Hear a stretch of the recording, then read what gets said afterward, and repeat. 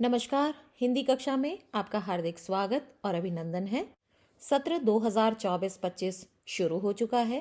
हरियाणा विद्यालय शिक्षा बोर्ड की वेबसाइट पर सिलेबस भी अपलोड कर दिया गया है। कक्षानुसार पाठ्यक्रम की विस्तृत चर्चा की जाएगी। कक्षानुसार पाठ्यक्रम की चर्चा करते हुए हम पहुंच गए कक्षा 12वीं की ओर। आपकी 12वीं कक्षा में देखिए यहाँ पर कुछ सामान्य निर्देश दिए गए हैं, जो कि आपकी परीक्षा 80 अंकों की होगी और 20 अंक आपके आंतरिक मूल्यांकन के लिए। तो आंतरिक मूल्यांकन का विभाजन किस प्रकार से होगा? आपकी 2 सेट की परीक्षाएं होंगी जिनका भारांक 4 अंक होगा। अर्धवार्षिक परीक्षा के लिए 2 अंक, प्री बोर्ड परीक्षा के लिए 2 अंक, कक्षा कक्ष भागीदारी क्लास रिस्पॉन्स के लिए 2 अंक, परियोजना कार्य 5 अंक और आपकी उपस्थिति यदि 75% से 80% तक है आपको 1 अंक मिलेगा।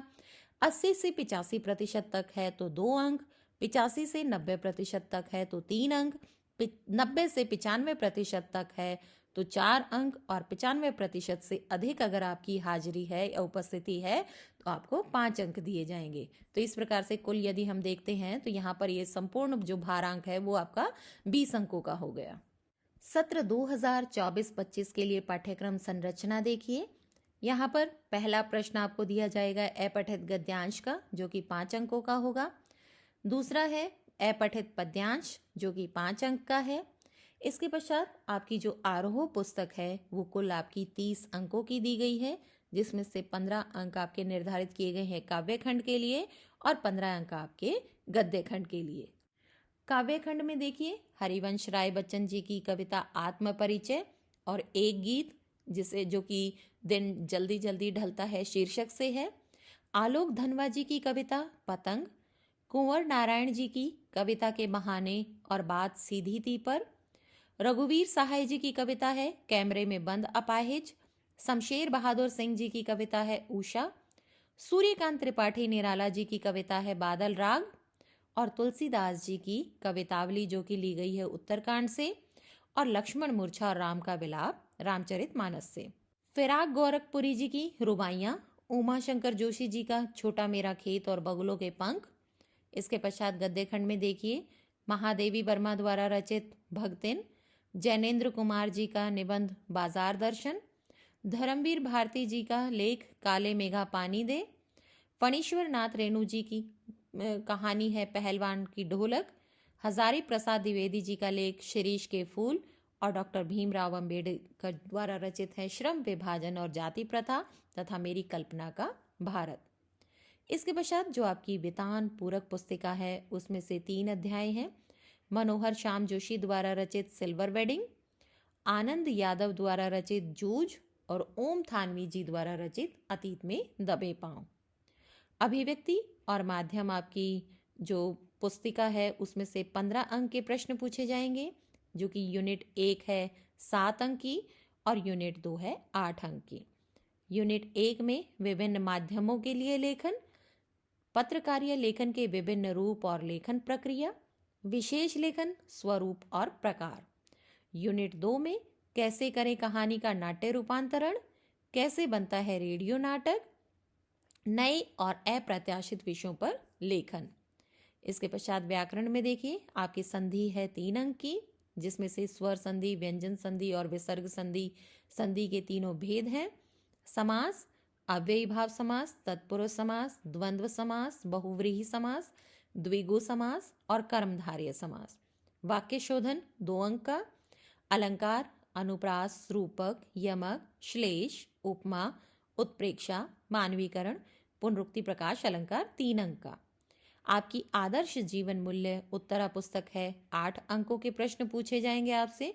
मतलब जो हमारा टोटल 80 नंबर है उसका 10% अर्थात 8 अंक हमसे नैतिक शिक्षा पूछी जाएगी। आपकी जो नैतिक शिक्षा की पुस्तक है उसमें कुल 20 अध्याय है, जिसमें से पहले 10 अध्याय आपकी 11वीं कक्षा में आप पढ़ चुके हैं और बाकी के 10 अध्याय आपकी 12वीं कक्षा के लिए हैं। तो यहाँ पर आपके 10 अध्याय दिए गए हैं। कुल आपकी 80 अंकों की परीक्षा होगी। अब हम महानुसार विभाजन देखते हैं कि कौन से महीने में आपको कितना पढ़ाया जाएगा, किस प्रकार से आपको तैयारी करनी है। यहाँ पर यह आवश्यक भी है जानना, क्योंकि सेट की परीक्षा में महानुसार पाठ्यक्रम दिया जाता है। अप्रैल माह में आपकी जो नैतिक शिक्षा पुस्तक है उसमें दुर्बलता छोड़ो दृढ़ता अपनाओ। आरोह की काव्य खंड से हरिवंश राय बच्चन जी की दोनों कविताएं, आत्म परिचय और एक गीत दिन जल्दी जल्दी ढलता है। महादेवी वर्मा द्वारा रचित भक्तिन गद्य खंड से, व्याकरण से संधि, स्वर संधि और उसके भेद और अपठित गद्यांश का अभ्यास कार्य आपसे करवाया जाएगा। मई माह में आलोक धनवा जी की कविता पतंग, जैनेन्द्र कुमार जी का बाजार दर्शन, मनोहर श्याम जोशी का अध्याय सिल्वर वेडिंग और अभिव्यक्ति और माध्यम से विभिन्न माध्यमों के लिए लेखन और लेखन प्रक्रिया। व्याकरण में संधि, स्वर संधि आप अप्रैल माह में कर चुके हैं और मई में व्यंजन व विसर्ग संधि। जून में ग्रीष्म अवकाश जिसमें आपको परियोजना कार्य दिया जाएगा। जुलाई में कुंवर नारायण जी की कविता कविता के बहाने और बात सीधी थी पर। धर्मवीर भारती जी का काले मेघा पानी दे। व्याकरण में समास, अभिव्यक्ति और माध्यम में पत्रकारीय लेखन के विभिन्न रूप और आदर्श जीवन मूल्य का अध्याय है दुविधा से ऊपर उठो। अगस्त माह में रघुवीर सहाय जी की कविता कैमरे में बंद अपाहिज, फणीश्वर नाथ रेणु की पहलवान की ढोलक। विशेष लेखन स्वरूप और प्रकार है आपकी अभिव्यक्ति और माध्यम से।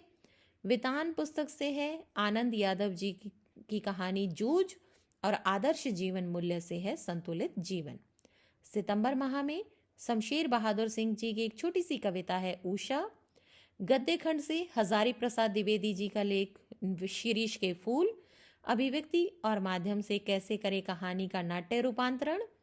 व्याकरण में वाक्य शोधन और आदर्श जीवन मूल्य पुस्तक से है कार्य में कुशलता लाएं, शांत मन उन्नत जीवन। अक्टूबर माह में सूर्यकांत त्रिपाठी निराला जी की कविता बादल राग, ओम थानवी जी की कविता अतीत में दबे पांव, अभिव्यक्ति और माध्यम से कैसे बनता है रेडियो नाटक। आदर्श जीवन मूल्य से संघर्षों में विजय का मार्ग। इसके पश्चात अपठित पद्यांश का भी अभ्यास कार्य करवाया जाएगा अक्टूबर माह में। नवंबर माह में तुलसीदास जी की कविता है कवितावली और लक्ष्मण मूर्छा और राम का विलाप। डॉक्टर भीमराव अंबेडकर जी का श्रम विभाजन और जाति प्रथा और मेरी कल्पना का भारत। व्याकरण में अलंकार, आदर्श जीवन मूल्य से खेती से अर्जित गौरव और समृद्धि। दिसंबर माह में फिराक गोरखपुरी की रुबाइयाँ। उमाशंकर जोशी जी की दो कविताएं हैं छोटा मेरा खेत और बगुलों के पंख। व्याकरण में अलंकार। अलंकार वैसे मुझे लगता है कि आप लोग पाठ्यक्रम के साथ साथ ही समझ जाते होंगे। अलंकार तो आपको जितने भी काव्य खंड से कविताएं समझाई जाती हैं उसके साथ साथ आपको अलंकार भी विस्तार पूर्वक समझाए जाते हैं। अभिव्यक्ति और माध्यम से नए व अप्रत्याशित विषयों पर लेखन। आदर्श जीवन मूल्य से दुर्गा भाभी। जनवरी माह में बचे हुए अलंकार या अलंकार का अभ्यास भी किया जा सकता है। अलंकार पर कक्षा जांच भी ली जा सकती है। आदर्श जीवन मूल्य उत्तरा से सर्वे भवन्तु सुखीन और हेमचंद्र विक्रमादित्य। इसके पश्चात फरवरी माह में आपकी प्री बोर्ड परीक्षाएं भी हो सकती हैं। इसके अलावा कक्षा जांच भी हो सकती है। आपका दोहराई के रूप में आपकी परीक्षाएं किसी भी रूप में ली जा सकती हैं। इसके पश्चात हम प्रश्न पत्र प्रारूप देखते हैं कि आपके निबंधात्मक प्रश्न आएंगे। कुल 3 प्रश्न आएंगे जो कि प्रत्येक प्रश्न 5-5 अंक का होगा। इसके पश्चात लघुत्तरात्मक प्रश्न है, प्रश्न संख्या 5 है और जो कि प्रत्येक प्रश्न यानी कि 3-3 अंक के 5 प्रश्न आएंगे जो कि कुल 15 अंकों के होंगे। अति लघुत्तरात्मक प्रश्न होंगे आपके 10 जो कि 2-2 अंक के होंगे, कुल 20 अंक हो गए। और एमसीक्यूज अर्थात बहुविकल्पीय प्रश्न होंगे आपके 30 जो कि प्रत्येक प्रश्न 1 अंक का होगा। कुल आपके 48 प्रश्न हैं और जिनका भारांक होगा 80। प्रश्न पत्र प्रारूप कैसे आएगा कि कौन सा प्रश्न हमारे कितने अंकों का आएगा, ये भी आपके मन में विचार उठ रहा होगा। पहला प्रश्न है अपठित गद्यांश जो कि बहुविकल्पीय होगा, जिसके नीचे 5 प्रश्न दिए जाएंगे जो कि एमसीक्यूज की फॉर्म में होंगे। दूसरा प्रश्न है अपठित पद्यांश, ये भी 5 अंक का होगा। बहुविकल्पीय प्रश्न आपके आएंगे आरोह काव्य खंड से 5 और गद्य खंड से भी 5 ही प्रश्न दिए जाएंगे जो कि 5 अंकों के होंगे। इसके पश्चात आपका 5वां प्रश्न होगा अभिव्यक्ति और माध्यम पुस्तक से जो कि इकाई 1 से लिया जाएगा, यानी कि आपके जो एमसीक्यूज आएंगे वो इकाई 1 से ही आएंगे। 5 अंकों के 5 एमसीक्यूज पूछे जाएंगे। इसके पश्चात व्याकरण से भी बहुविकल्पीय प्रश्न है जो कि 5 अंकों के होंगे। इसके पश्चात देखिए बच्चों, निबंधात्मक प्रश्न है पद्यांश अथवा में। इसे आप कैसे समझेंगे कि आपको एक पद्यांश दिया जाएगा जिसकी आपको सप्रसंग व्याख्या करनी होगी, अथवा में आपको किसी भी कविता में से कुछ पंक्तियां दे दी जाएंगी और उस पर आधारित प्रश्न दिए जाएंगे जिनका जवाब आपको पद्यांश में से ही खोजना होगा जो कि 5 अंकों का होगा। इसके पश्चात आपके काव्य खंड से 2 प्रश्न आएंगे, एक प्रश्न 3 अंक का होगा और एक प्रश्न 2 अंकों का होगा। गद्य खंड में देखिए, गद्यांश इसी प्रकार से दिया जाएगा, गद्यांश की व्याख्या, दूसरी तरफ आपको गद्यांश दे दिया जाएगा जिस पर आधारित प्रश्न होंगे जिनका जवाब आपको गद्यांश में से ही खोज कर देना है। इसके पश्चात गद्य खंड से आपके 2 प्रश्न दिए गए हैं, एक 3 अंक का है और दूसरा 2 अंक का है। अभिव्यक्ति और माध्यम पुस्तक से देखिए, निबंधात्मक प्रश्न आएगा आपका 5 अंक का, इकाई 2 से अथवा में आपको 2 प्रश्न दिए जाएंगे जिसमें से आपको एक का जवाब देना है जो कि सिर्फ और सिर्फ यूनिट 2 से होंगे, 5 अंक का। इसके पश्चात बोधात्मक प्रश्न 3 अंक का, यहाँ पर 2 की बजाय 3 होना चाहिए था, जो कि इकाई 2 से लिया जाएगा, 3 अंक का प्रश्न, और बोधात्मक प्रश्न 2 अंक का है जो कि इकाई 1 से लिया जाएगा। वितान देखिए जो कि आपकी 7 अंकों की होगी, इसमें कोई एमसीक्यूज नहीं दिए गए हैं इस बारी। इस सत्र में सत्र 24-25 में आपको वितान पुस्तक से कोई एमसीक्यूज नहीं आएंगे। इसके बदले में आपसे 3 प्रश्न पूछे जाएंगे जो कि एक 3 अंक का प्रश्न होगा और 2 प्रश्न 2-2 अंकों के होंगे।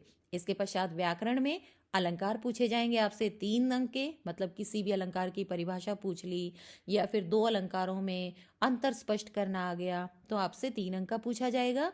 और इसके पश्चात संधि आपसे 2 अंक की। आदर्श जीवन मूल्य उत्तरा से जो कि 8 अंकों की होगी, इसमें से भी आपसे कोई एमसीक्यूज नहीं पूछे जाएंगे।